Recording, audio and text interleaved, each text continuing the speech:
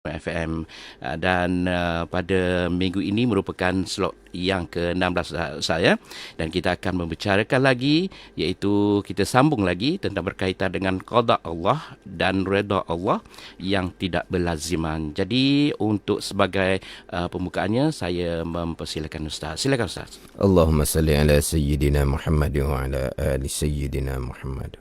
Assalamualaikum warahmatullahi wabarakatuh. Waalaikumsalam. Alhamdulillahi rabbil alamin, wassalatu wassalamu ala sayyidil mursalin wa ala alihi wa sahbihi ajma'in. Rabbi syrah li sadri wa yassir li amri wahlul 'uqdatam min lisani yafqahu qawli. Subhanaka la ilma lana illa ma 'allamtana innaka antal alimul hakim. Wala haula wala quwwata illa billahil aliyyil azim.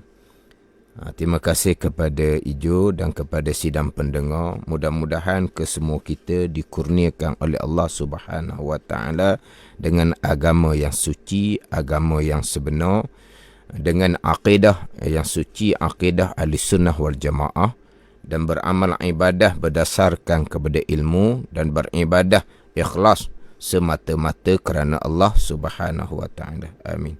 Jadi insya-Allah untuk slot kali ini akan menyambung berkaitan dengan qada Allah dan redha Allah tidak berlaziman.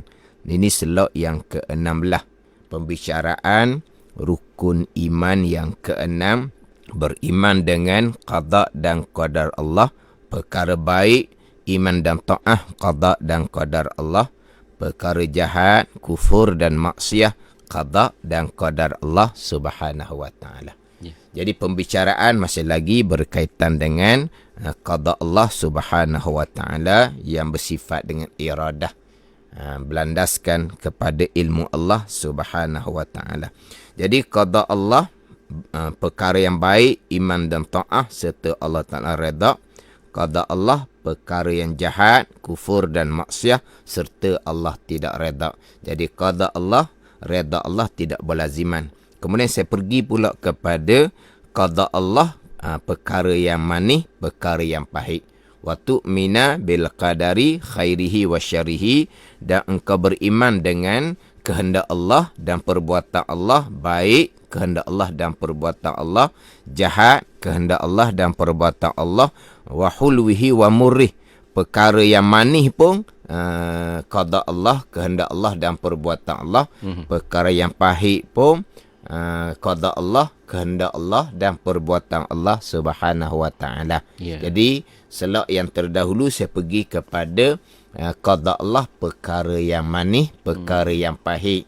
Saya datangkan contoh perkara yang manisnya selok yang terdahulu dengan Tuhan qadakan kaya. Itu perkara manis. Tuhan qadakan sehat. Sebaliknya perkara yang pahit, Tuhan qadakan miskin, Tuhan qadakan sakit. Itu sebagai contoh. Tapi kita pergi pada lebih luas lagi lah. Maknanya qada yang manis, kejayaan di dunia. Qada yang pahit, kegagalan. Dia tu lebih umum lagi. Tapi kita kena faham, seperti saya sebut slot yang terdahulu, Allah qadakan perkara yang manis. Allah qadakan kita kaya contohnya. Adakah berarti Allah redha kepada kita? Qada Allah, redha Allah tidak berlaziman. Allah Ta'ala redha kepada mereka yang Allah Ta'ala qadakan beriman dan beramal soleh. Di masa yang sama, orang yang Allah Ta'ala qadakan beriman dan beramal soleh ni Allah Ta'ala qadakan kaya. Mana Allah qadakan kaya dengan redha Allah Subhanahu wa ta'ala. Allah Ta'ala redha dia. Tapi Allah Ta'ala redha dia kerana dia beriman dan beramal soleh. Sebaliknya, Allah Ta'ala qadakan seseorang beriman dan beramal soleh, tetapi Allah Ta'ala qadakan dianya miskin ataupun sakit. Itu bukan berarti Allah tak redha. Allah redha sebab dia beriman dan beramal soleh. Kenapa Allah qadakan dia miskin? kenapa Allah Ta'ala qadakkan dia sakit? Itu ujian daripada Allah Subhanahu Wa Ta'ala di dunia yang sementara untuk Allah Ta'ala balas di hari akhirah dengan pembalasan kebaikan yang kekal selama-lamanya. Jadi seseorang tu diradai oleh Allah ataupun tidak, bukan kira kepada Allah Ta'ala qadakkan manis ataupun pahit, kira kepada seseorang yang Allah Ta'ala qadakkan beriman dan masalah, Allah Ta'ala redha kepada seseorang.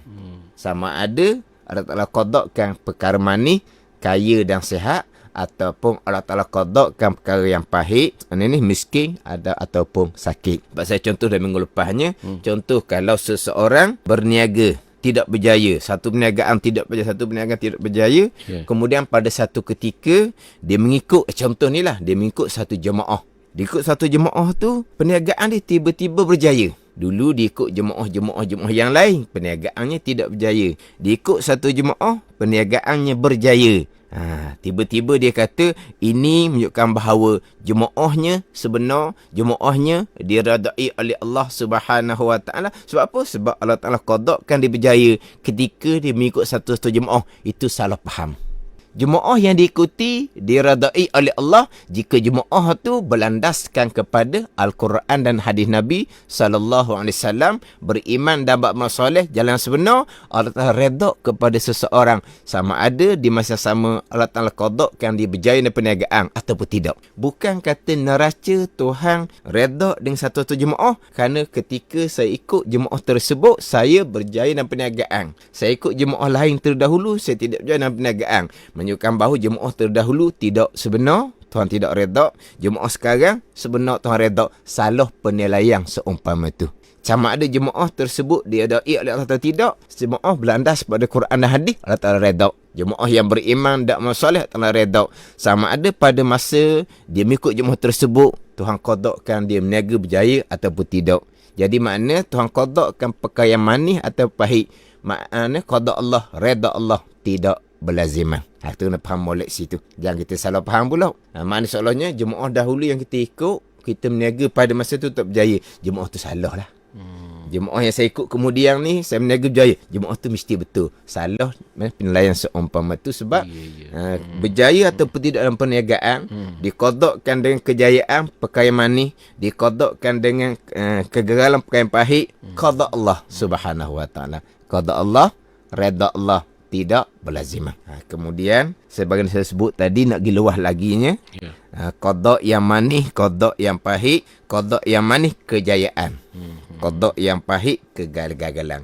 Sebagai contohnya kejayaan atas dunia. Sebagai contoh kejayaan atas dunia, Tuhan qadakkan dianya dapat kemenangan, dapat ketinggian, dapat kekuasaan. Atas dunia ni Tuhan qadakkan dia dengan kemenangan. Maka Allah Ta'ala redha akan dia kerana Allah Ta'ala qadakkan kemenangan atas dunia ni.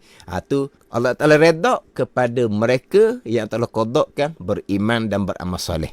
Ni kadang-kadang berlaku salah faham, yang mana apabila mereka dapat kejayaan atas dunia, mereka dapat kemenangan atas dunia, mereka dapat kekuasaan atas dunia, dapat memerintah contohnya. Dia dapat kemenangan, dapat ketinggian, dapat kekuasaan memerintah.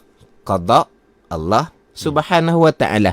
Apabila Tuhan qadakkan kemenangan seumpama tu, kekuasaan umpama tu, Allah Ta'ala redha lah. Qada Allah, redha Allah tidak berlazimah. Memang betul lah kita fokus kepada dia dapat memerintah. Memang qada Allah Subhanahu Wa Ta'ala. Semua yang berlaku adalah qada Allah Subhanahu Wa Ta'ala. Kita baca dalam wirid sembahyang, tu'til mulka man tasha' wa tanzi'ul mulka mimman tasha'.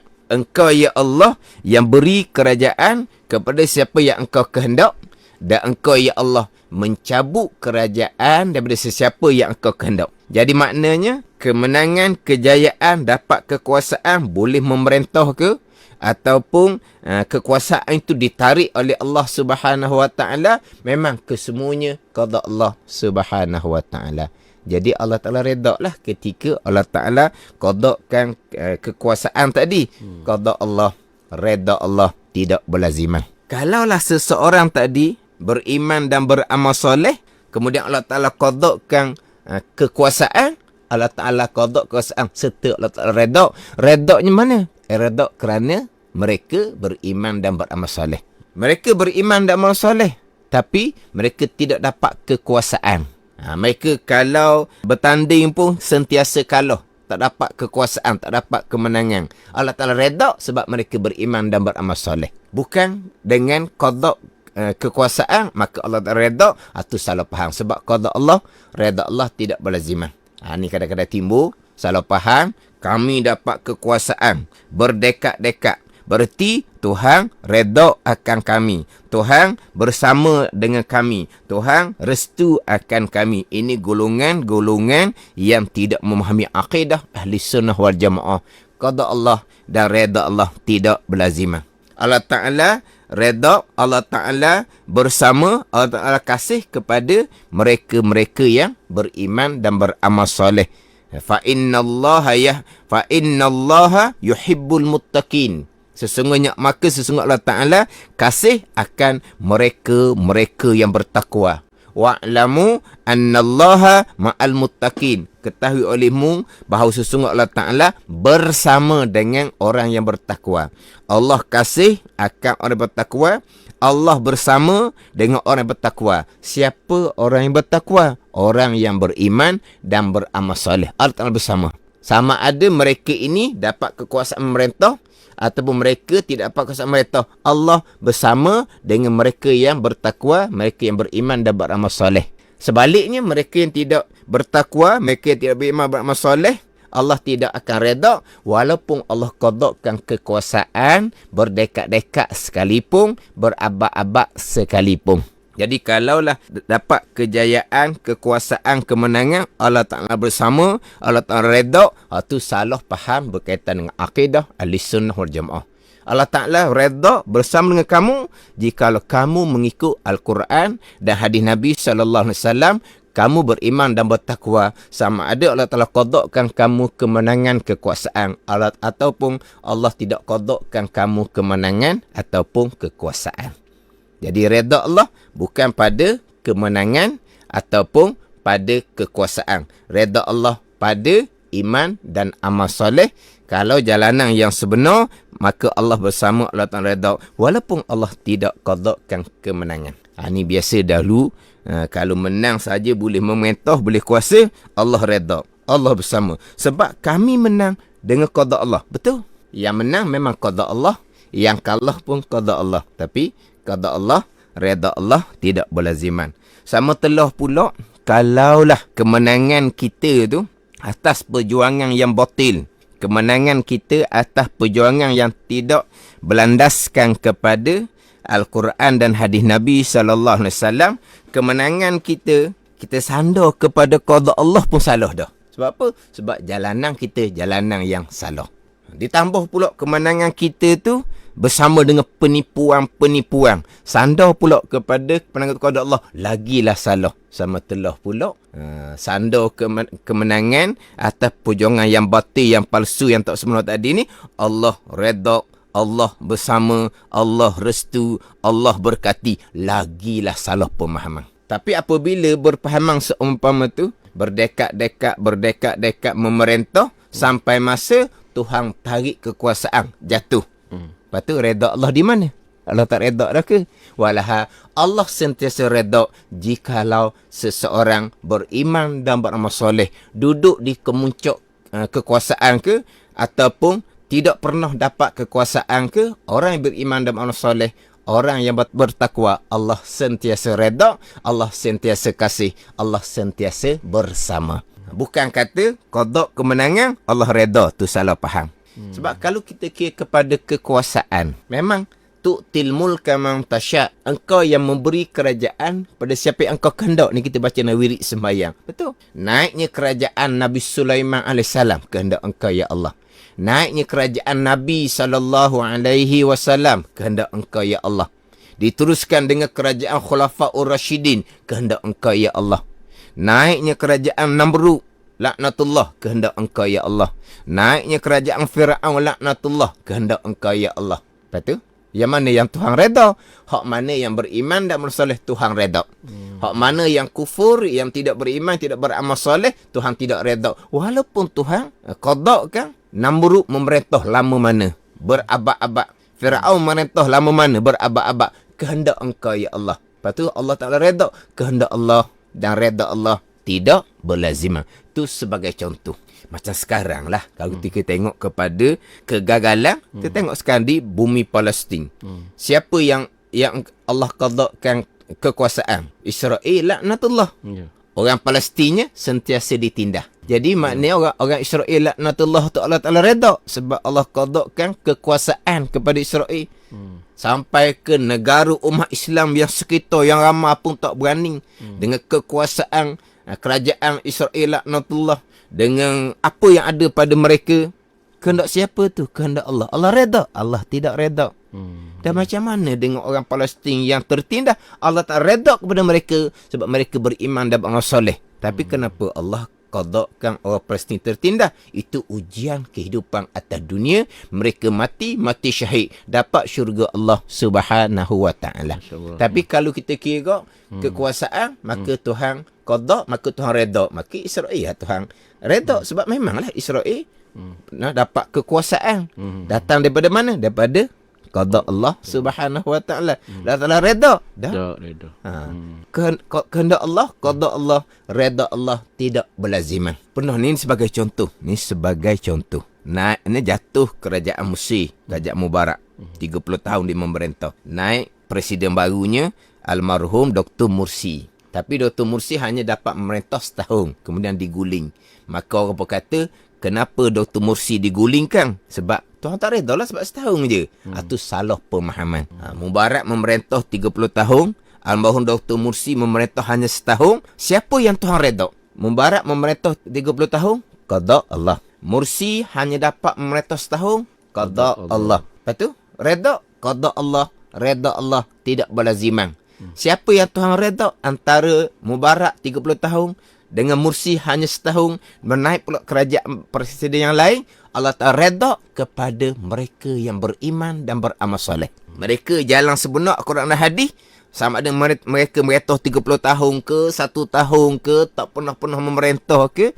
Mereka yang beriman dan beramal soleh, Tuhan reda, Tuhan bersama, Tuhan kasih. Kalau mereka tidak beriman, tidak beramal soleh, Tuhan tak reda. Walaupun Tuhan qadakan atas dunia, boleh memerintah berdekad-dekad, berabad-abad sekalipun. Ini kena faham dah. Sebab ada orang, dia tak faham bab akidah, dia sandar boleh memerintah, menang dalam apa-apa dalam pilihan raya contohnya, maka Tuhan pun reda. Itu salah faham. Tapi kemenangan betul qada Allah Subhanahu wa taala. Tapi kalau kemenangan atas jalan kebatilan, jangan sesekali sandar kepada qada Allah Subhanahu wa taala. Maknanya benda ni benda yang berlaku. Tak ada pembetulan, tak ada peringatan. Kenapa kamu sandarkan reda Allah kepada qada kemenangan? Kamu sandarlah Allah reda akan kami sebab kami jalan Al-Quran dan hadis Nabi sallallahu alaihi wasallam. Tu betul. Bukan kata kami dapat qada kekuasaan kemenangan, Tuhan reda pada kami. Itu salah. Tuhan reda pada kami kerana kami mengikut Al-Quran dan hadis Nabi sallallahu alaihi wasallam. Ada juga mereka yang tak pernah dapat kekuasaan, kemudian dapat kekuasaan. Kami sudah dapat kekuasaan sebab Allah Ta'ala telah reda kepada kami. Ada juga seumpama tu. Kami menang sekarang kerana Tuhan reda akan kami. Tu tak betul juga. Selama-lama ni tak pernah menang. Last kemudian menang. Yang menang kemudian ni, kami menang kerana Tuhan reda akan kami. Dan sebelum ni kamu tak pernah menang, maka Tuhan tak reda kepada kamu. Tu salah faham juga. Kami menang sekarang ini, itu qada Allah. Allah reda ke tidak? Kalau kamu jalanan Al-Quran dan hadis, Allah Ta'ala reda akan kemenangan kamu sebagai ujian. Tapi kalaulah kamu dapat kemenangan sekarang, tapi jalan kamu tidak sebenar, kamu dapat kemenangan atas jalan istidraj daripada Allah Subhanahu wa ta'ala. Kebaikan-kebaikan, dapat kejayaan, memang qada Allah Subhanahu wa ta'ala. Tapi qada Allah, reda Allah, tidak berlaziman. Kemudian saya nak sentuh sedikit laginya. Sekarang kita diuji dengan COVID. Kita diuji dengan COVID. Saya tengok tadi kes sekarang ni dunia 230 juta. 230 juta lebih sekarang. Kematian pula 4.7 juta lebih sekarang satu dunia. Jumlahnya tinggi. Jumlahnya tinggi. Yeah. Tapi tak samalah, ada tempat yang mana kisnya tinggi, ada tempat yang mana kisnya rendah. Dan ada tempat yang dakwa tidak ada kis. Betul ke tidak, tak tahulah. Ada tempat yang kata tak ada kis. Jadi sekarang ni adalah tempat yang kisnya rendah. Negara umat Islam kisnya rendah. Maka itu semua qada Allah Subhanahu wa taala. Qada Allah. Qada Allah. Kis tinggi pun qada Allah, ujian. Kis rendah pun qada Allah. Maka apabila kis tu rendah qada Allah, maka bila kis rendah, mereka pun sandar. Kis rendah kenapa? Kerana Tuhan redha kepada mereka, sebab itulah Tuhan qadakan kis rendah. Ia letak di situ. Walha kis tinggi qada Allah, kis rendah qada Allah. Tak ada kis pun qada Allah. Qada Allah, redha Allah, tidak berlaziman. Tak boleh sandar kepada, oleh kerana Tuhan qadakan satu-satu tempat tu kisnya rendah, maka Tuhan redha kepada mereka. Satu-satu tempat tu kis tinggi, Tuhan tak redha lah tu. Tak boleh letak di situ. Allah Ta'ala redha kepada mereka yang beriman dan amal soleh, sama ada di tempat mereka Tuhan qadakan kis tinggi ataupun kis rendah. Bukan kerana Tuhan qadakan kis rendah juga, Tuhan redha pada tempat tersebut. Tuhan qada kis tinggi, Tuhan tak redha. Tak betul gitu. Tapi kita ni apabila diuji dengan COVID, kita sentiasa muhasabah. Memang kita banyak kesalahan, kita banyak dosa dengan Allah. Memang kita kena sentiasa muhasabah. Kita sentiasa bertaubah dengan Allah Subhanahu wa taala. Tapi kita nak letak tempat tu Tuhan redha atau tidak bukan kerana kis tu. Dan kita muhasabah. Memang kita mengakui kita banyak dosa. Sebagai contoh, pada masa Khalifah Sayyidina Umar radhiyallahu anhu, berlakulah wabak taun di bumi Syam. Adakah kerana Khalifah Sayyidina Umar radhiyallahu anhu tidak diredai oleh Allah Subhanahu wa taala? Sebab apa? Sebab Allah qadakan di bumi Syam wabak taun yang matinya siapa? Ribu-ribu para sahabat dan para tabi'in. Ketika wabak taun di bumi Syam pada masa pemerintahan Sayyidina Umar radhiyallahu anhu. Maka oleh kerana wabak taun pada masa Sayyidina Umar, yang mati itu kerana sahabat dan tabi'in ribu-ribu, Allah tak redha lah. Allah Ta'ala redha mereka yang beriman dan amal soleh. Sahabat radhiyallahu anhum wa radu'an. Telah redha Allah Ta'ala daripada mereka itu. Mereka beriman dan amal soleh, sahabat lah yang paling tinggi sekali. Kenapa Allah Ta'ala uji dengan wabak ta'un? Itu kehendak Allah, qada Allah Subhanahu wa ta'ala. Di antara sahabat yang meninggal, sahabat yang masyhur yang meninggal, di antara Abu Ubaidah Amir Al-Jarrah. Sahabat Nabi, salah satu dari 10 sahabat Nabi yang wajib syurga. Sahabat Nabi yang masuk Islam awal. Sehari selepas daripada Sayyidina Abu Bakar radhiyallahu anhu masuk Islam. Kita maklumlah Sayyidina Abu Bakar radhiyallahu anhu dia masuk Islam. Kemudian sehari lepas tu Abu Ubaidah masuk Islam bersama dengan Abdul Rahman bin Auf. Ini Abu Ubaidah Amir Al-Jarrah. Nama yang dicadangkan sebagai khalifah oleh Sayyidina Abu Bakar radhiyallahu anhu selepas kewafatan Nabi sallallahu alaihi wasallam, tapi yang dipilih oleh umat Islam adalah Sayyidina Abu Bakar radhiyallahu anhu. Tapi nama yang Sayyidina Abu Bakar calonkan sebagai khalifah pengganti Nabi adalah Abu Ubaidah Amir Al-Jarrah bersama Sayyidina Umar. Dan Sayyidina Umar sendiri pada masa menjadi khalifah, dia menjadi calon pilihan Sayyidina Umar untuk menjadi khalifah selepas daripada Sayyidina Umar wafat. Tapi Abu Ubaidah wafat, meninggal kerana wabak ta'un pada masa pemerintahan Sayyidina Umar radhiyallahu anhu. Adakah kerana Tuhan tidak redha? Tidak. Itu ujian daripada Allah Subhanahu wa taala. Jadi tak betul lah kalau kita kata satu-satu tempat Tuhan redha sebab kis dia rendah. Tidak. Satu-satu tempat Tuhan redha jika mereka beriman dan amal soleh, sama ada kis mereka rendah ataupun kis mereka tinggi. Kadang-kadang tempat yang kis rendah, Tuhan uji dia dengan peperangan. Di tempat yang kis COVID rendah, Tuhan uji dengan kebuluran. Itu semua ujian daripada Allah. COVID rendah kisnya. Tapi tempat mereka berperang.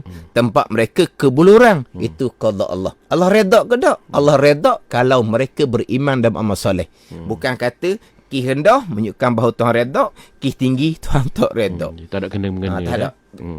Qada Allah, redha Allah tidak berlaziman. Sebagai contoh, Turki, negara ummah Islam. Berapa kes dia sekarang? Turki ranking yang ketujuh. Ranking yang ketujuh negara yang paling tinggi kes.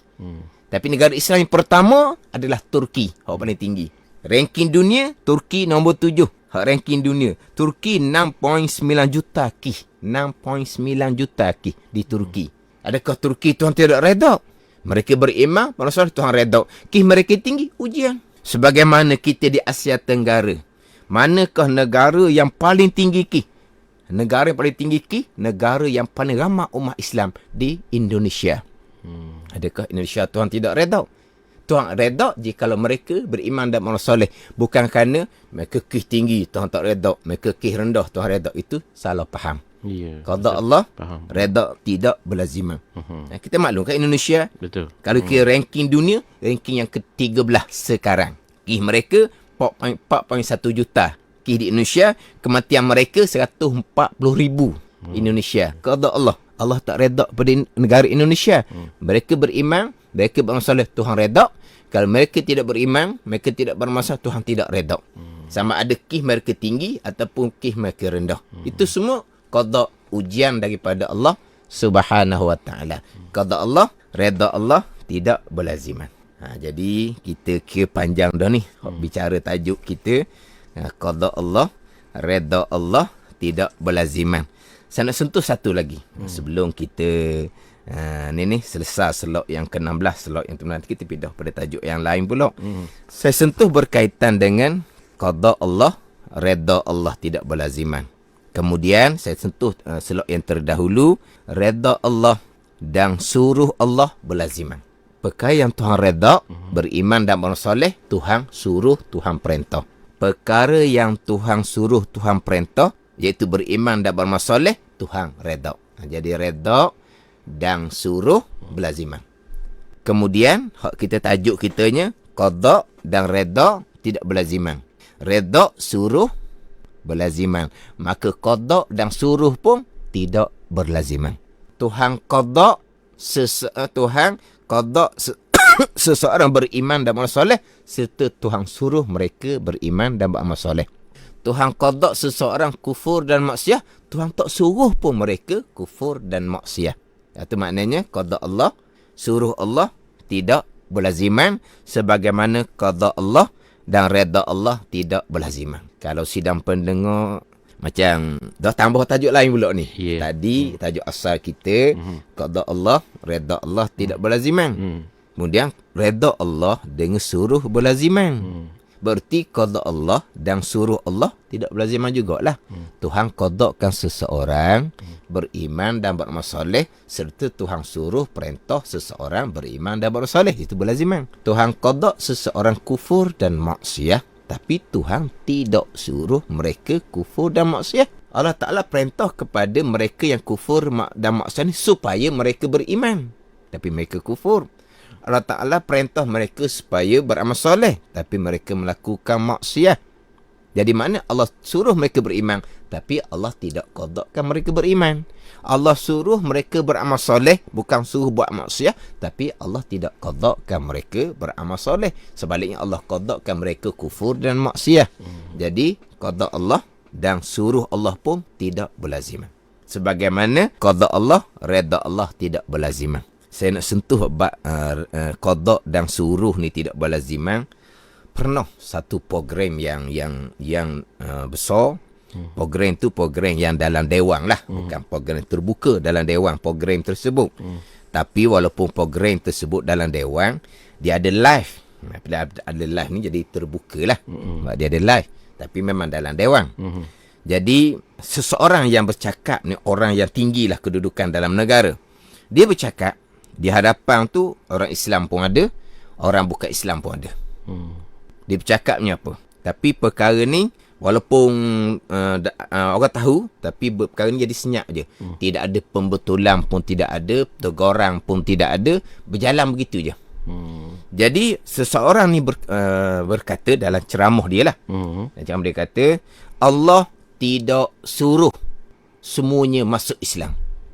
Sebab apa? Sebab kalau Allah suruh semuanya masuk Islam, Allah qada lah masuk Islam belaka. Sekarang ni Allah qada dah Islam belaka? Tak. Walaupun di Malaysia kita ni majoritinya Allah Ta'ala qadakkan orang Islam. Tapi kalau ke dunia, majoritinya orang kafir. Orang Islam hanya 1/4, 1/5 sahaja. Jadi sekarang ni Allah tidak qadakkan semuanya masuk Islam. Betul lah. Berarti Allah tidak suruh jadi Islam belaka, dia kata. Sebab apa? Sebab kalau Allah suruh jadi Islam belaka, pasti Allah akan qadakkan jadi Islam belaka, kun fayakun. Jadi Islam belakalah kamu, maka jadi Islam belakalah kamu. Tapi Allah buat tak seumpama tu? Allah qadak tak jadi Islam belaka? Tidak. Berarti dia kata Allah tidak suruh jadi Islam belaka. Sebab apa? Qadak dengan suruh dibuat berlaziman. Ini salah sangat-sangat. Tapi tidak ada Betul lah. tidak ada teguran dan tidak ada pembetulan. Tidak ada peringatan, tidak ada. Jadi salah sangat-sangat. Hikmah Allah Ta'ala lantik Rasul adalah supaya kesemua manusia beriman dan beramal soleh. Itu hikmah Allah Ta'ala melantik Rasul supaya semuanya beriman dan beramal soleh. Okay. Dan Allah Ta'ala tugaskan pada Rasul supaya memerintah, mendakwah dan memerintah, menyuruh manusia supaya beriman dan beramal soleh. Tapi betul lah Allah tidak qadakkan jadi Islam belaka, betul. Tapi maknanya Allah suruh di Islam belaka. Sebab qadak Allah dan suruh Allah tidak berlaziman. Kalau Allah kehendak qadak jadi Islam belaka, jadi Islam belaka lah. Sebagaimana firman Allah Ta'ala, walau sya'a rabbuka la amana man fil ardi kulluhum jami'a.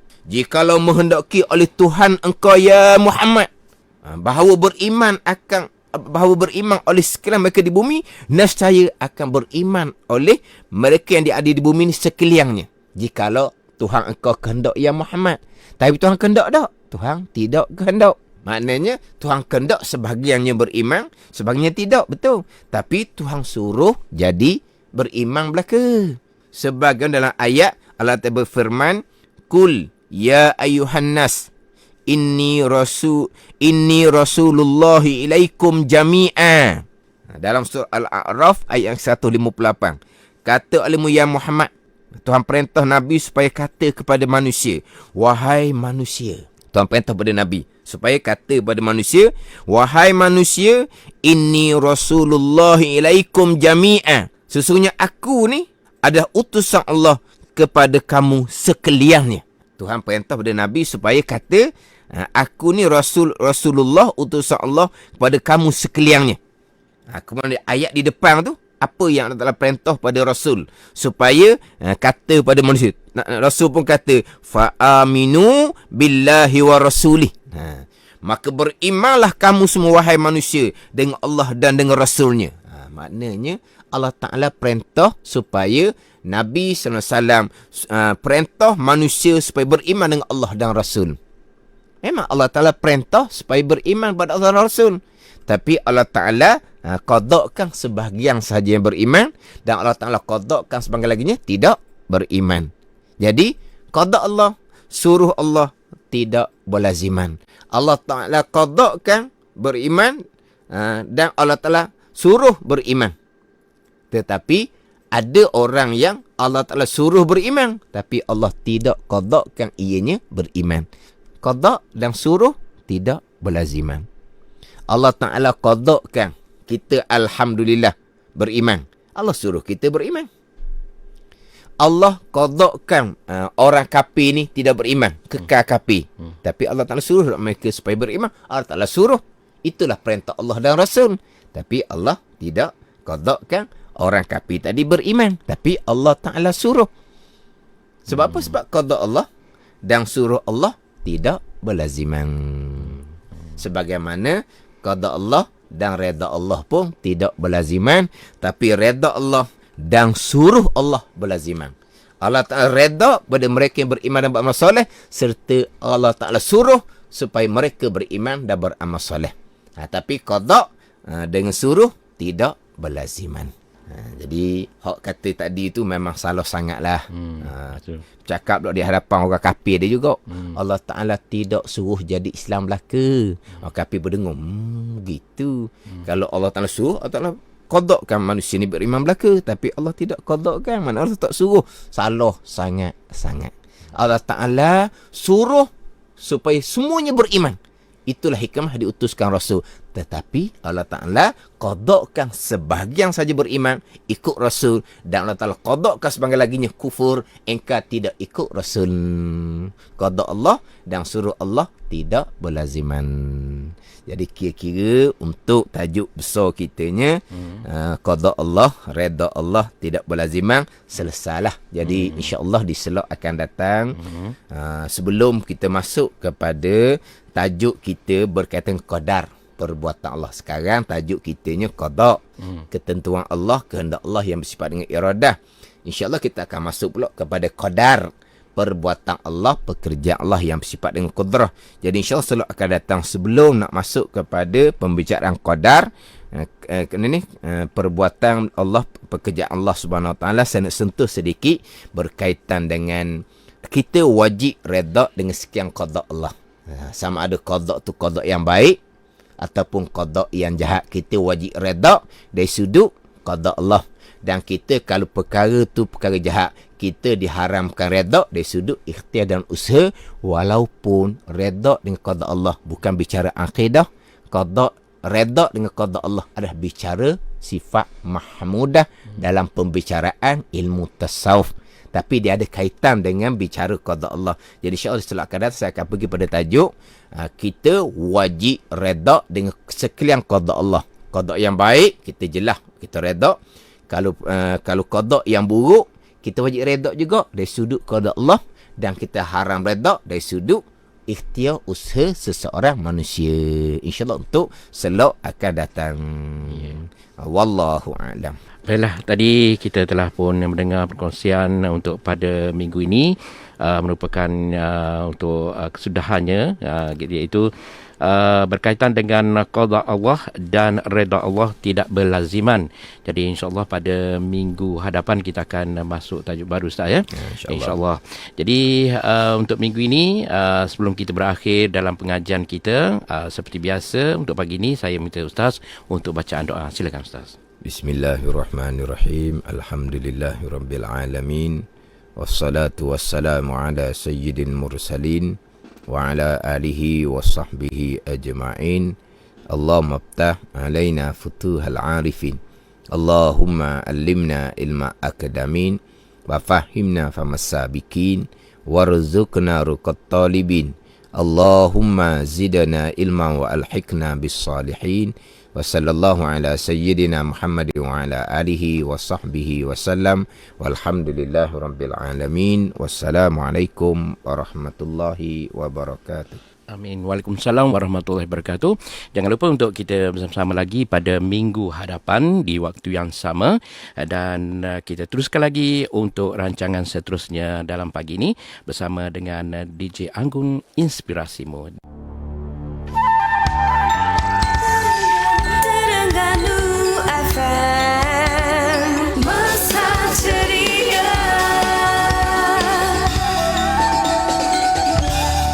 Baik, terima kasih untuk Ijo dan juga yang berbahagia Ustaz Wan Junaidi Wan Jaafar untuk rancangan Ad-Dinul Khalis yang dibentangkan sebentar tadi tu.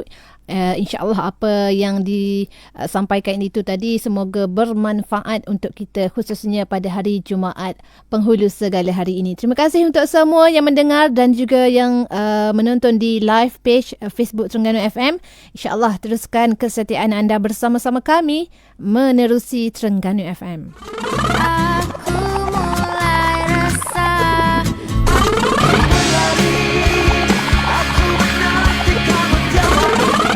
Dan Kemaman 97.7